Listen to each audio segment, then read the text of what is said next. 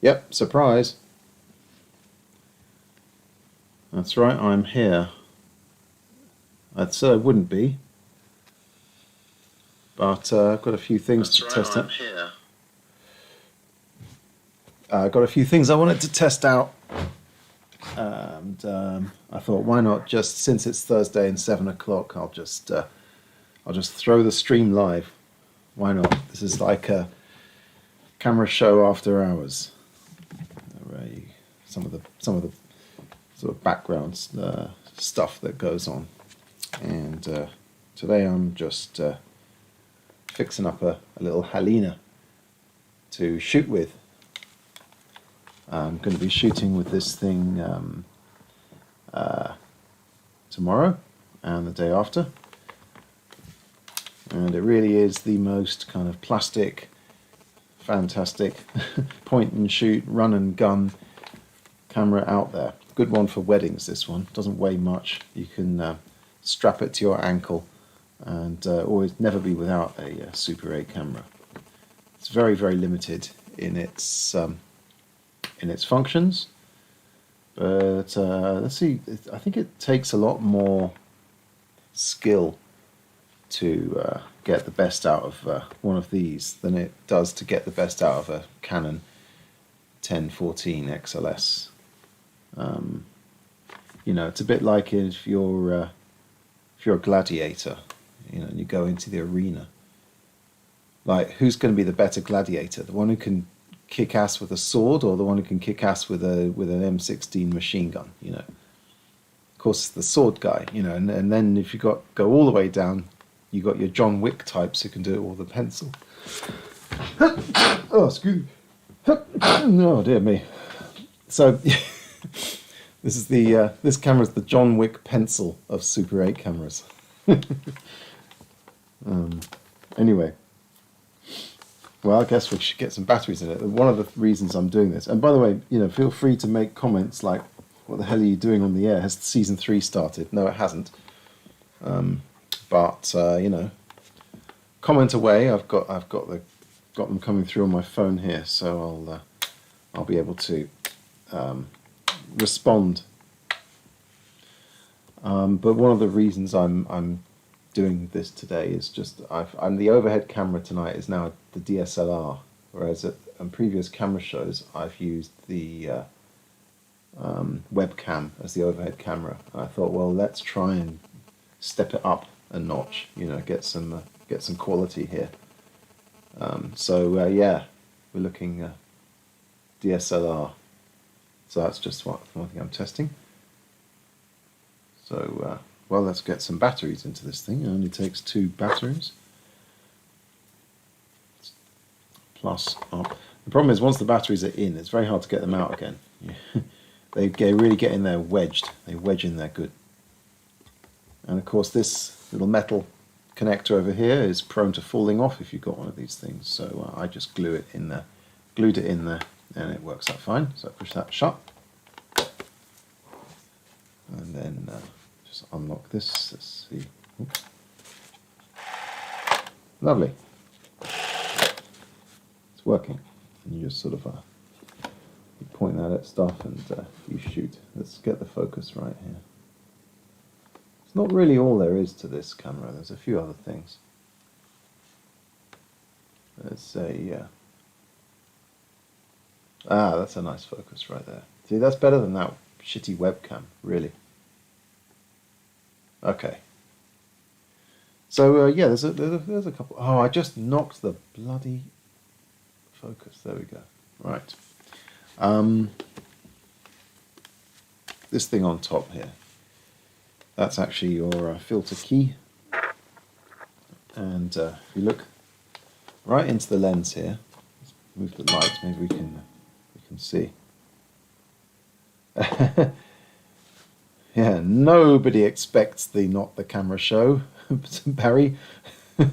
Amongst our weaponry are surprise and fear. Fear and surprise are two Super 8 cameras and surprise. Yeah, I'm just mucking about. So okay, right now there you go. Look in there.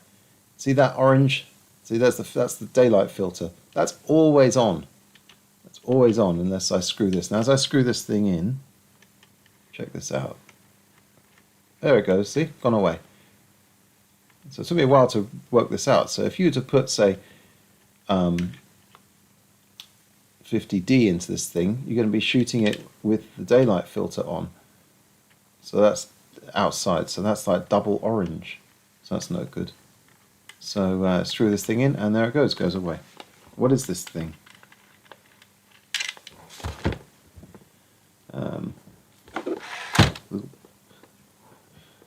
You know, I got a big sign up saying not the camera show, but this is really looking very much like the camera show.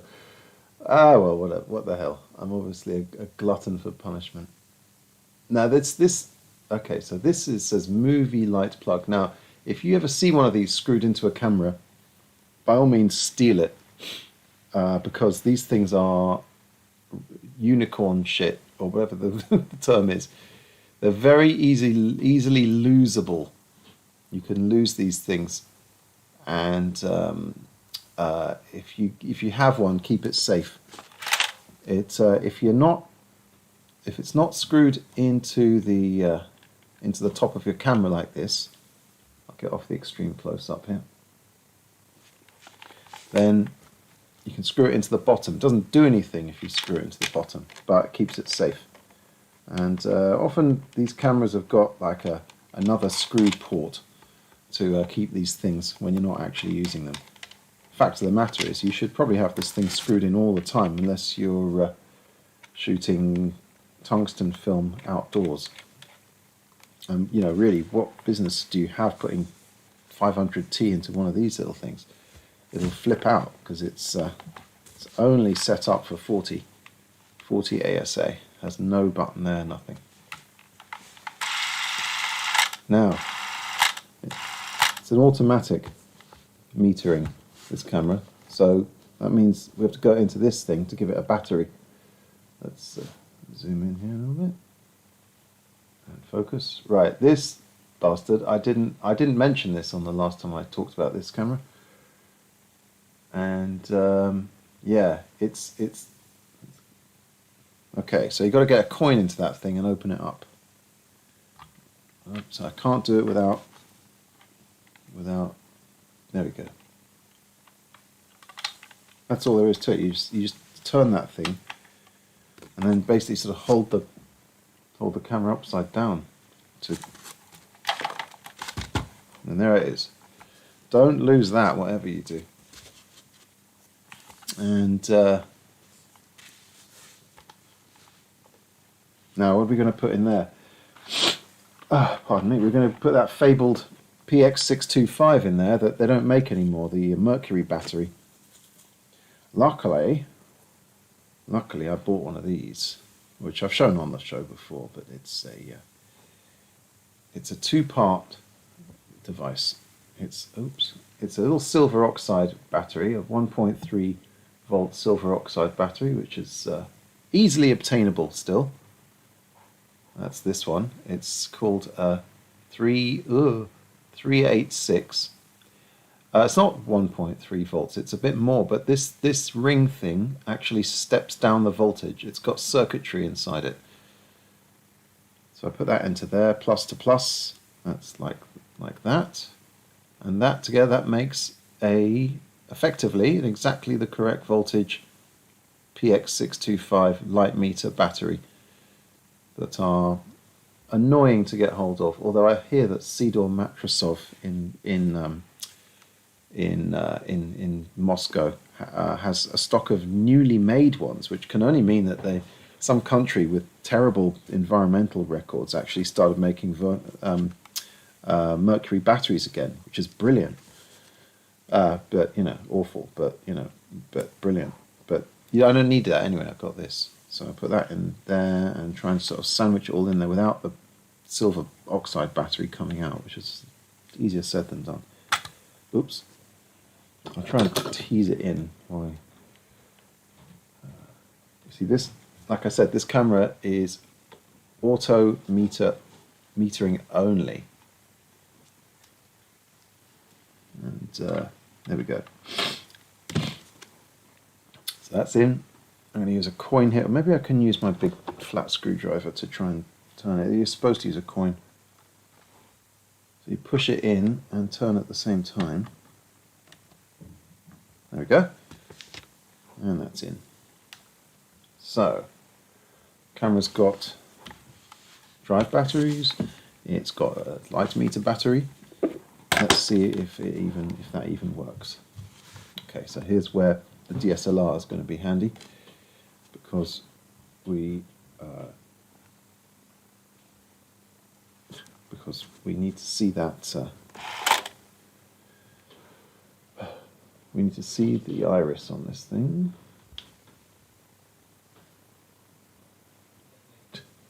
Which is easier, which is very difficult. Okay, oh, there we go. Ooh, super close up. Now, one of these.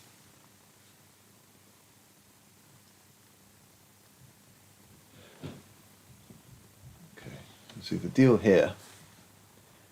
So there it is, there you can see it there. God, that thing's dirty. Let's try and clean that up a bit. I believe that stain is on the inside, so maybe we can't clean that up a bit. Yeah, okay, so now you see that. So this is the light meter sensor. If I put my finger over it, it all goes dark, take it off, it goes light, and this is what happens. See? Moving around. I take my finger over it, it opens up slightly, take the finger off. Very little, but these are just it's just simulated situation here.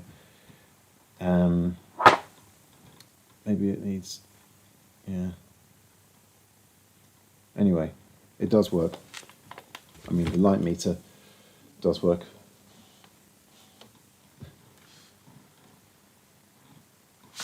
And that's the Halina. Hello. Hello, Ben Marshall. Sometimes I find putting a small torch in the cassette compartment helps see if the exposure is working. A small torch in the... like... I think I know what you mean. You mean sort of shining it in through there and out through the... I don't know if that's happening. Some of these are easier than others to... I know what I can do. I'm going to shine the this torch down here, and then see what comes out through the gate there. So I'll switch this off. Okay. I'll start filming and see it at an angle here.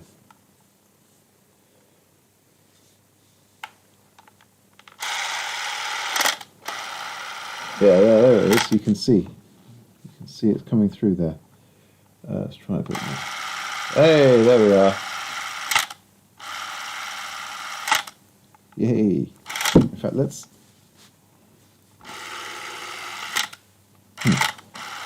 This thing's got a hair trigger.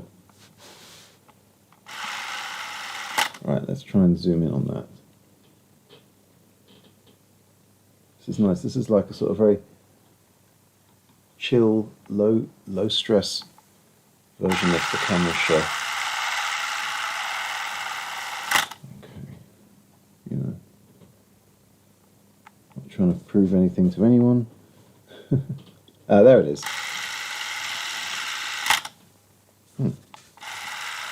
There we go. Let's try and focus that a little better, that gate. There. Okay. So that's coming from my... In fact, just for shits and giggles, let's take the screw out of the top while it's doing that. Okay, so I'm taking the screw out, and there we go. It's gone orange. Okay, you can't see very well on the... Definitely gone a peachy colour. And I'm putting the screw back in, and now it's gone a bit more bluey. Yeah, you can't tell that easily, but what the hell? Oh shit!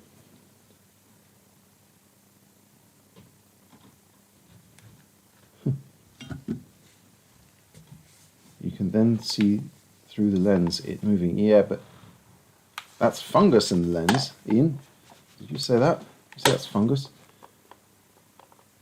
Oh God! Well, you know what? That's not even the lens. This is such a piece of garbage. This camera. That what looks like the lens is actually just a piece of glass, and I think the actual lens is further down. At least I think that's what's going on. I can't even see another lens further down there. Oops. Yeah, I mean if that's fungus, I don't know. I'm gonna get anything out of this? Oh well. Let's just have a bit more fun with this.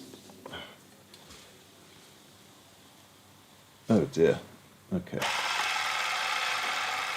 Yeah, it's worth. Yeah, the thumb in, thumb out. There we go. So there you can see the opens up all the way, or closes, or opens, or closes. So yeah. Well, what am I going to put in here then? It's a Halina. It's expendable. Ah well. You know what? The problem is, Ben, is that it's difficult to shine a torch through there and be able to see through there. I mean, we can try. The only torch I got is this phone, and I'm reading the comments off the phone. Just a plain piece of glass which you can remove with no detrimental effect on movies. I thought so. But God knows how I'm going to get it off. Should I try? Ooh, should I try some force on it? Smaller torch. Yeah. Okay. Fair enough. I mean, it's yeah. My mobile won't actually fit through there. Do I have a smaller torch? Do I have anything that's? I have some tiny little LED lights, but I'd have to rig something up. Nah. Let's test. Let's see if it can pull this through. Got some old Kodachrome. And let's see if it can pull Kodachrome through, then it's good to go, really. Problem is, it's going to think it's 40 ASA, where it's probably more like 10 ASA. There's nothing I can do about that. It's going to underexpose it pretty badly. I mean, it's going to expose it correctly for K40, but this is like 1980 K40. Okay. All right, let's see if it'll do this. If it'll pull the film through. So I usually just do a little dot there between the sprockets, high up there.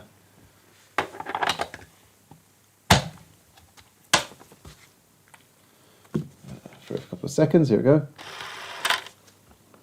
Open up again, and as if by magic, the dot has gone. The film has been pulled through. And the Halina is ready to shoot it. Of course, like I said, we've got a problem with. I mean, this old expired stuff being, you know, very low ASA. What if I put this in? Some old Ektachrome 160. I don't know. It's it'll meter it like it'll meter it for 140. And then it'll meter it for 40 ASA because that's all it does. And oh, hello, Yusuf. This is a very informal little gathering here.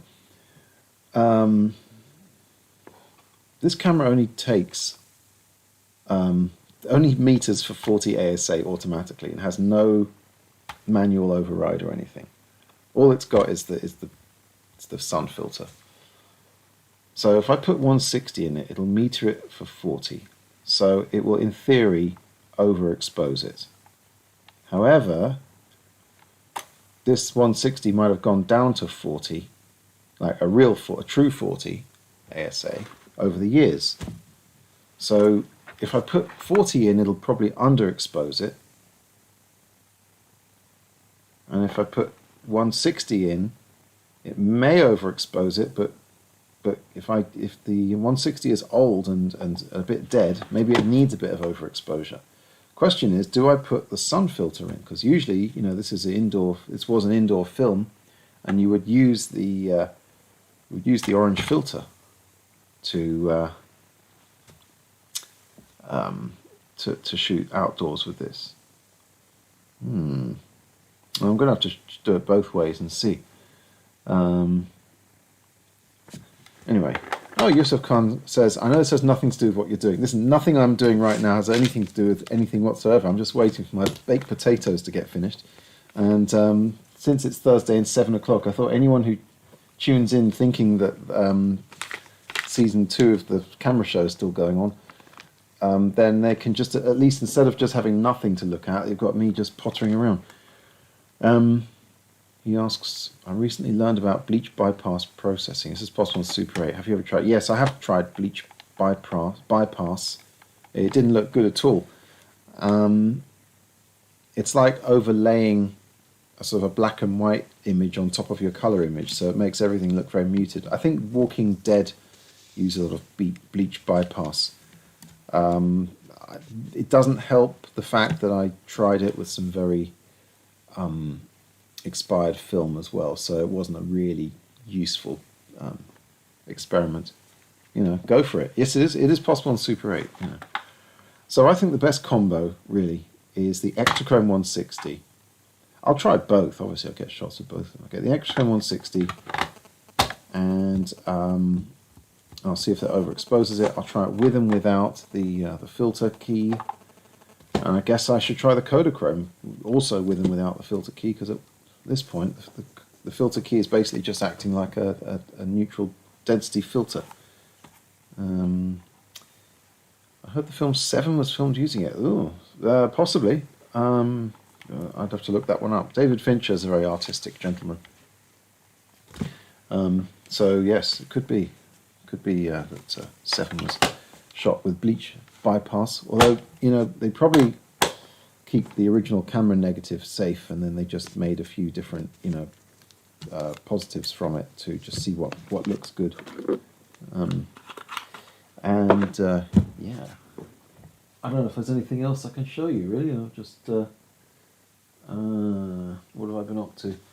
Not a lot. I mean, it's only been a week, and I've been doing a lot of non-camera stuff this last week. The eBay auctions are going well.